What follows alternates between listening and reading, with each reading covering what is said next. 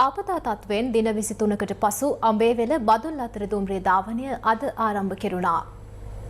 අද දිනේදී උඩරට දුම්රිය මාර්ගයේ අවසාන දුම්රිය ස්ථානය වන බදුල්ල දුම්රිය ස්ථානයෙන් අඹේවෙල දුම්රිය ස්ථානය දක්වා දුම්රියක් පිටත් වීමට සූදානම්ව තිබෙනවා. දුම්රිය ගමන සඳහා සහභාගී වීමට දෙස් සංචාරකීන් රැසක් අද උදෑසන බදුල්ල දුම්රිය ස්ථානයට පැමිණ තිබුණා.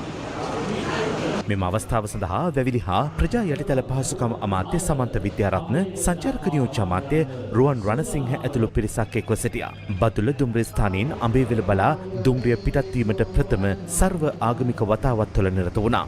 ඉතාම කෙටි කාලයක් තුළ ඉතාම දුෂ්කර දුම්රිය මාර්ගයක් තමයි මේ ප්‍රතිශාස්ත්‍රණය කරනු ලැබුණේ. අපි උඩරට දුම්රිය මාර්ගයේ කොටසෙන් කොටස දැන් විවෘත කරමින් යනවා. MBR के निलधारी दुनिया डिपार्टमेंट सेवकයන් මේ රටේ ස්වේච්ඡාවෙන් වැඩ කරපු පුරවැසියන් එක්ක වෙලා විදේශීය ආපු සංචාරකයන් පවා බැහැලා මේ දුම්රිය මාර්ගයේ වේගෙන් ප්‍රතිශාස්ත්‍රණය කළා. රැය දවල් නැතුව වැඩ කරා. මේ දුම්රිය මාර්ගය නිකම්ම ප්‍රවාහන මාර්ගයක් නෙවෙයි.